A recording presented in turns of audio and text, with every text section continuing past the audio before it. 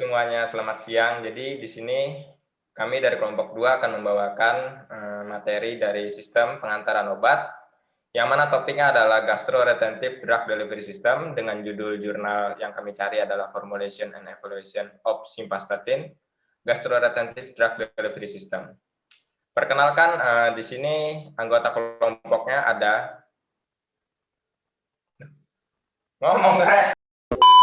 Halo semuanya, kami dari kelompok 2 akan menyampaikan materi SPO atau Sistem Pengantaran Obat dengan topik Gastroretentive Drug Delivery System. Dengan jurnal yang kami pilih adalah Formulation and Evaluation of Simvastatin Gastroretentive Drug Delivery System. Di sini anggota kelompok 2 ada Yaret Putrajati, kemudian ada Marcelino Kristianto, ada Yohana Maria Viani, ada Jeremy Marcelino, ada Stefanus Marcelino Suryadi, ada Jovan Cantona, saya sendiri, dan ada Sucengko. Oke, bisa di next PPT-nya. Oke, di sini ada tujuan dan apa itu Gastroretentive Drug Delivery System atau GRDDS. Di penelitian ini bertujuan untuk mengoptimalkan GRDS yang mengandung simvastatin dengan sediaan yang mengapung di lambung. Jadi GRDDS ini secara signifikan dapat memperpanjang jangka waktu pelepasan obat, tetapi tidak hanya untuk memperpanjang, dia juga bisa untuk meningkatkan kepatuhan pasien karena pelepasannya yang terkontrol. Di sini sudah ada sejumlah beberapa pendekatan yang digunakan untuk meningkatkan GRT-nya dari bentuk sediaannya di perut dengan menggunakan berbagai konsep seperti adanya sistem apung, sistem bio atau mukoadesif, dan sistem pengembangan dan perluasan serta tingginya densitas. Bisa di next. Oke, di sini ada gambar-gambar di mana di sini menjelaskan, gambar 1 itu menjelaskan ketika tablet berkontak dengan cairan lambung, maka matriks dari tablet sendiri akan mengabsorpsi air dan membuat tablet menjadi mengapung. Kemudian karena adanya absorpsi air tadi mengakibatkan peningkatan volume yang lebih besar daripada peningkatan massa selama pengembangan, maka akan terjadi kepadatannya akan menurun dan membuat tablet menjadi mengapung. Kemudian di gambar 3 di sini untuk pengurangan waktu floating atau apungnya bisa dilakukan dengan mengurangi gaya kompresi agar meningkatkan porositas tablet. Kemudian molekul polimer dan ukuran partikel dari polimer pembentuk matriks. Next. Dari hasil uji apung yang dilakukan, formula F1 dan F2 menunjukkan total waktu apung yang bagus. F4 dan F5 menunjukkan daya apung yang bagus, sedangkan F3 dan F7 memiliki total waktu apung yang lebih rendah. F8 dan F9 menunjukkan BLT dan TFT yang bagus. Next, bahan-bahan yang digunakan yaitu meliputi simvastatin, karbopol 71G, HPMCK 100M dan K4M, asam sitrat, anhidrous sodium CMC, Avisel pH 102, DCP anhidrous, aerosil 200, sodium bikarbonat, magnesium stearat, dan talak. Pada tabel 1 menunjukkan komposisi berbagai formulasi floating tablet simvastatin, yaitu tablet gastroretentif yang mengandung simvastatin dibuat dengan teknik kompresi langsung menggunakan polimer seperti HPMC, HPMC K4M, karbopol 71G, dan NaCMC. Bahan masing-masing dilewati melalui saringan nomor 60 atau 250 mikrometer dan dicampur dengan mixer turbula. Next. Selanjutnya ada pengujian infrared spektroskopi dan laju alir dari granul. Untuk spektrum infrared simvastatin dan formulasi direkam pada FTIR, sampel itu disiapkan pada KBR Press. Untuk pengujian dengan inframerah ini atau FTIR ini digunakan untuk menguji gugus fungsi pada simvastatin. Kemudian untuk sifat alir dari granul itu dikarakterisasi dengan sudut diam dan indeks Kars dan rasio Hausner. Selanjutnya ada pengujian menggunakan differential scanning calorimetry atau DSC dan X-ray diffraction. Jadi untuk yang pertama ini saya akan menjelaskan terlebih dahulu mengenai X-ray diffraction. Untuk keadaan fisik simvastatin dalam berbagai sediaan dievaluasi dengan menggunakan X-ray diffraction. Pola X-ray diffraction dari semua sampel ditentukan menggunakan pemindai Philips PW3710 dan generatornya dengan anoda pada 40 kV dan 30 mA dan pada kecepatan pindai 1 derajat per menit yang berkisar dari 5 derajat hingga 40 derajat. Kemudian instrumen yang digunakan untuk differential scanning calorimetry adalah Perkin-Elmer DSG-7.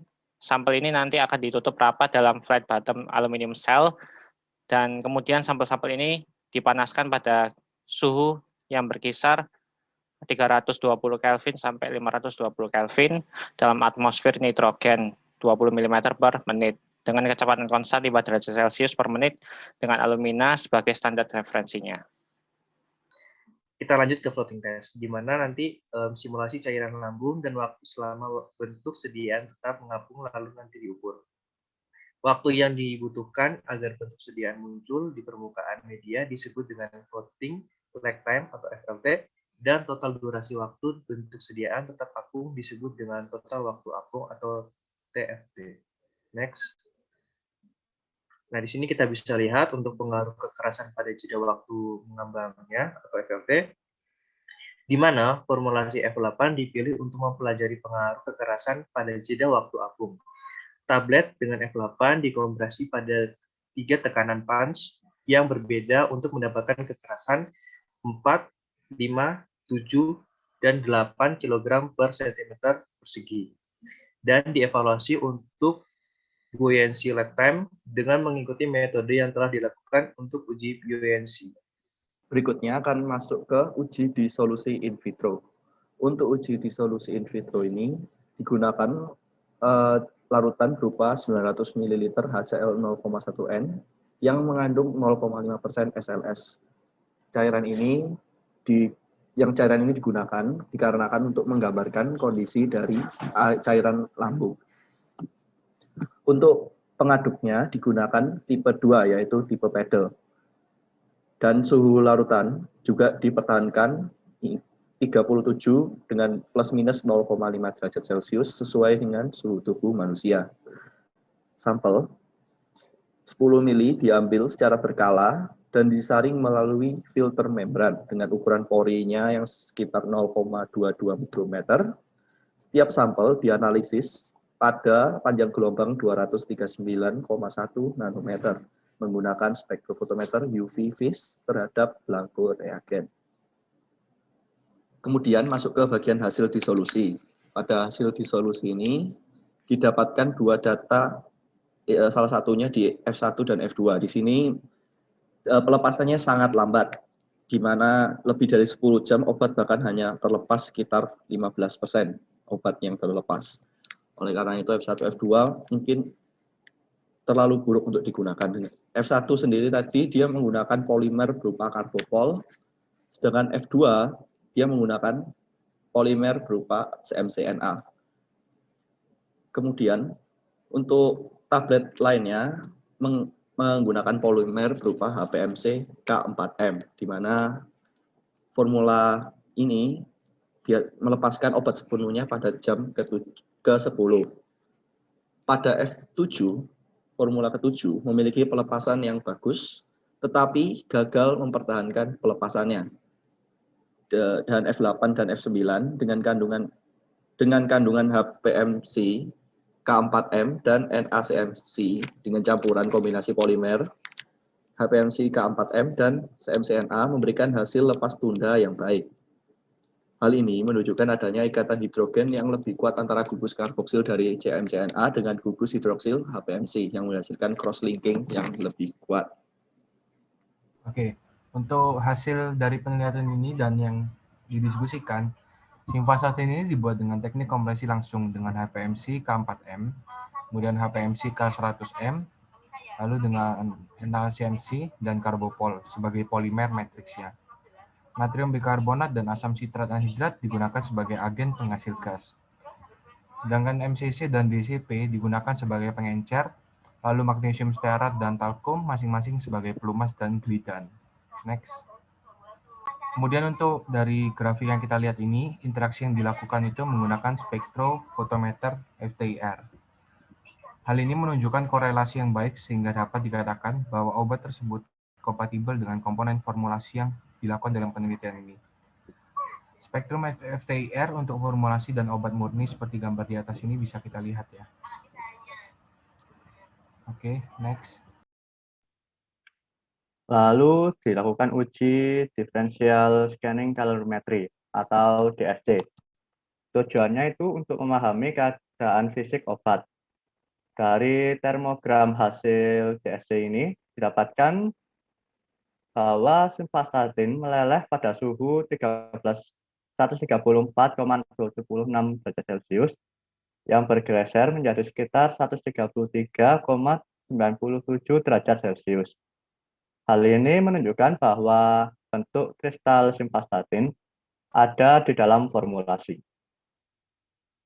Diuji juga dengan X-ray diffraction. Formula F8 diambil untuk dibandingkan dengan simvastatin.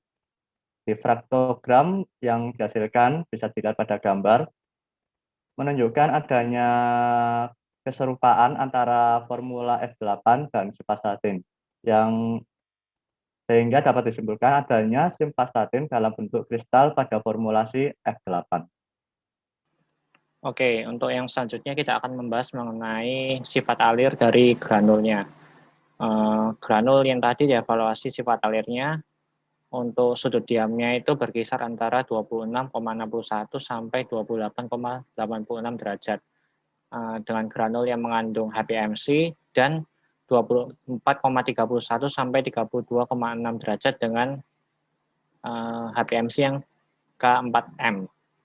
Untuk bulk density-nya sendiri berkisar antara 0,462 hingga 0,503 gram per cm kubik dengan granul yang mengandung HPMC K100M dan bulk density-nya yang HPMC K4M itu berkisar antara 0,408 hingga 0,536 gram per cm kubik. Untuk tap density-nya sendiri berkisar antara 0,552 hingga 0,563 gram per cm kubik dengan granul yang mengandung HPMC K100M dan 0,478 hingga 0,677 gram per cm kubik untuk yang mengandung HPMC K4M. Selanjutnya untuk Kars Index-nya 6,02 hingga 13,59 dan Hausner rasionya berkisar antara 0,84 hingga 1,33 untuk granul dengan formulasi yang berbeda. Sehingga nilai ini menunjukkan bahwa granul yang menunjukkan sifat alir yang baik.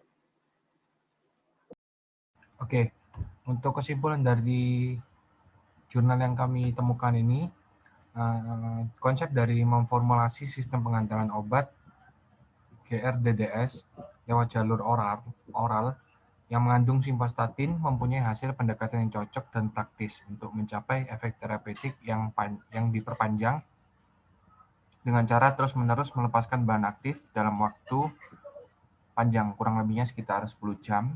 Nah, penelitian ini mendiskusikan tentang preparasi dari sistem pengantaran obat GRDDS dari simvastatin dengan bentuk effervescent.